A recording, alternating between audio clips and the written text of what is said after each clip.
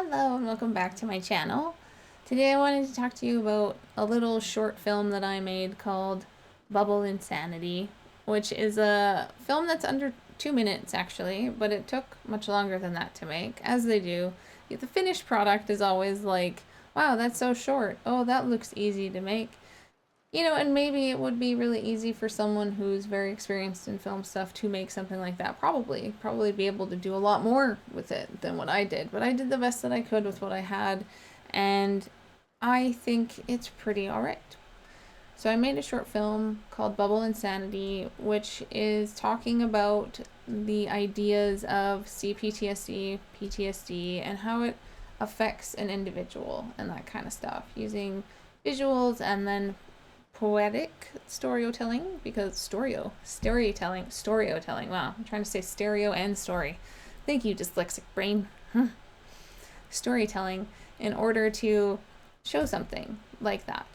So as someone who has CPTSD, it can definitely be very isolating, and there are a lot of intrusive negative thoughts that come along with that, but it's also like this internal battle that is basically kind of destroying us at the same time.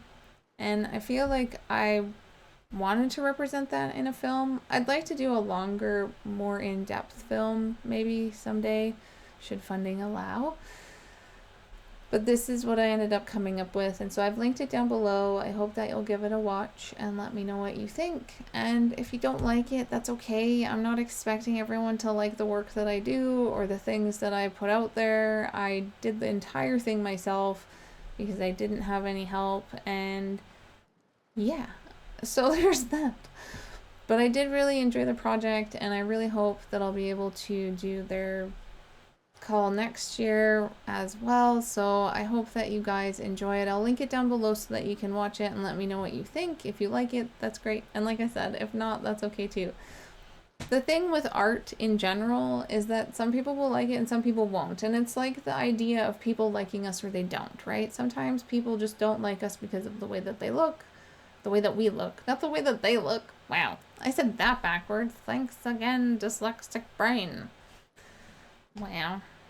People will not like us because of the way that we look, or the way that we interact, or the way that we react, or the way that we don't react. Like, it's too exhausting to try to please every single person on the planet, or every single person just in general, when in reality, the only person we should be trying to please is ourselves.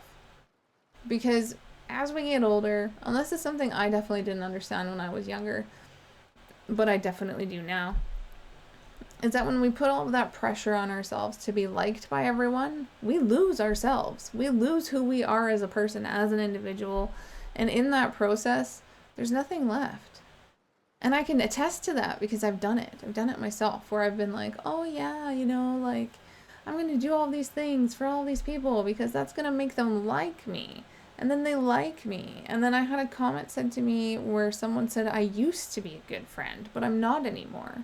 And it's like, well, why am I not a good friend anymore? Because I don't put my own self aside for you all of the time. Like, I can't put my needs aside to be there for someone else. I'm not donning my own mask, you know?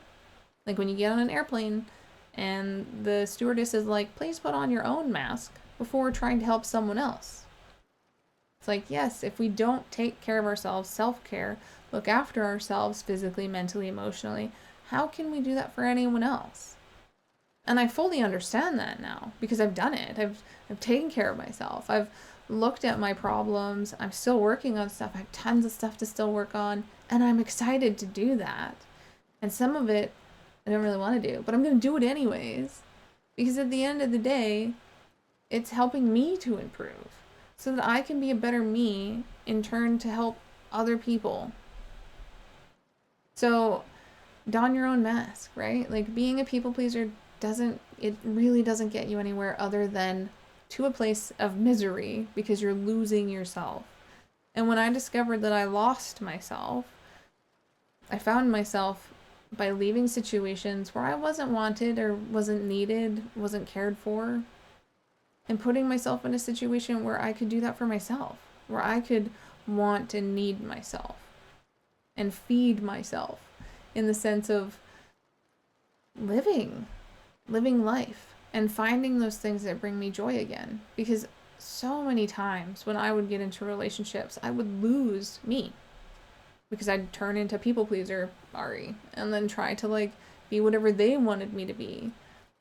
But it made me miserable. And it took a lot of therapy, to realize that and to see that for what it was. Like, this kind of behavior isn't helping me. Like, I stopped doing art, I stopped writing, I stopped creating. And once I like got divorced, I started doing claymation. I started getting interested in film related stuff, which I always had a bit of an interest in, but was always too scared to pursue. And it's the same with like my art stuff, being scared of pursuing that, like the fear attached to it.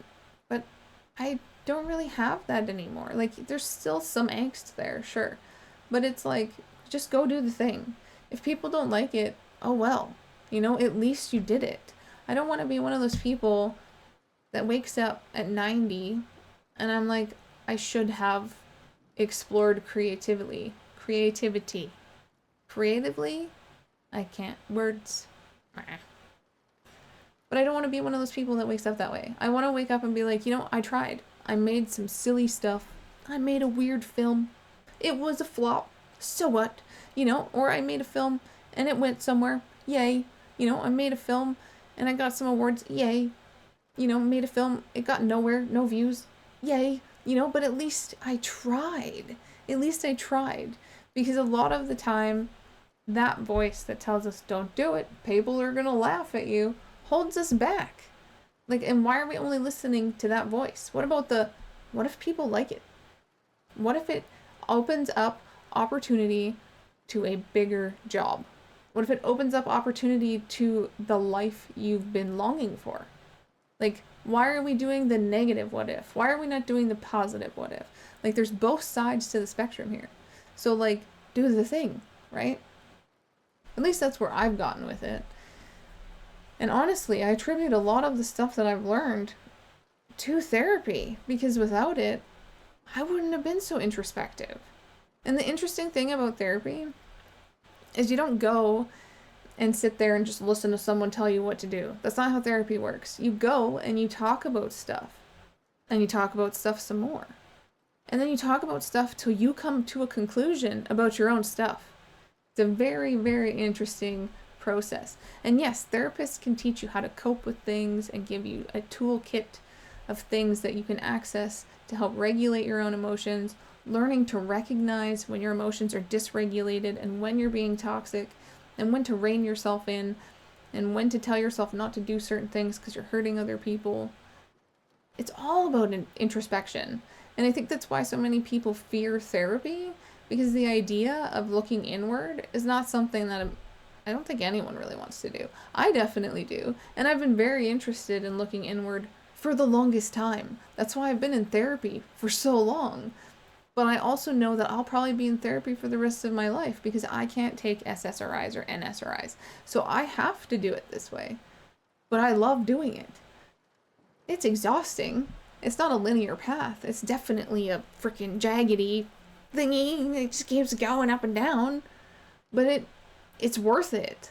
Like, I can articulate now. I can talk and have conversations about how I feel about certain things instead of just being angry.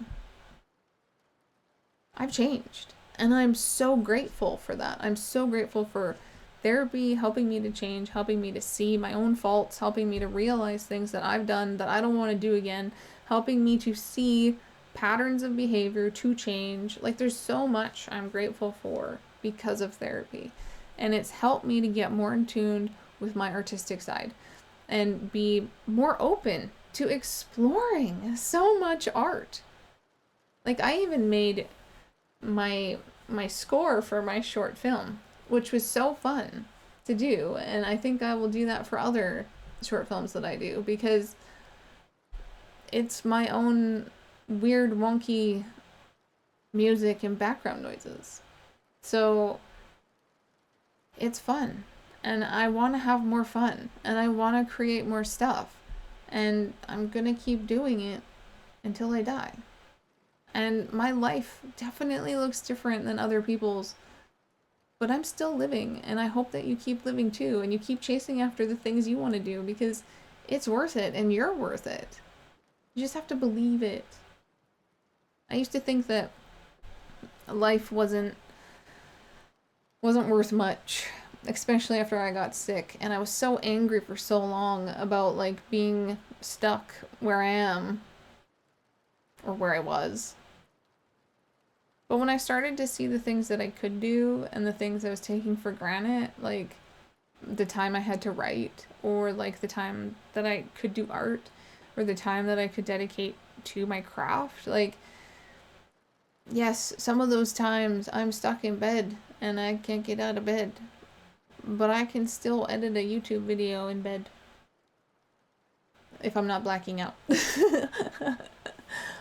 But there's like, you know, there's obviously stipulations with it. But at the same time, I want to live. I want to live my life. I want to enjoy my life. I want to do things.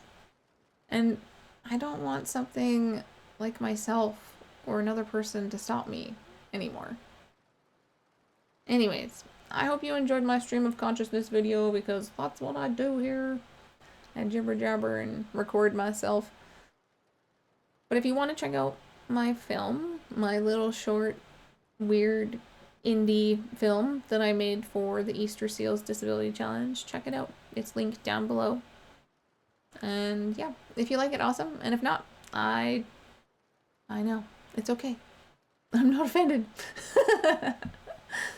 Because art is subjective.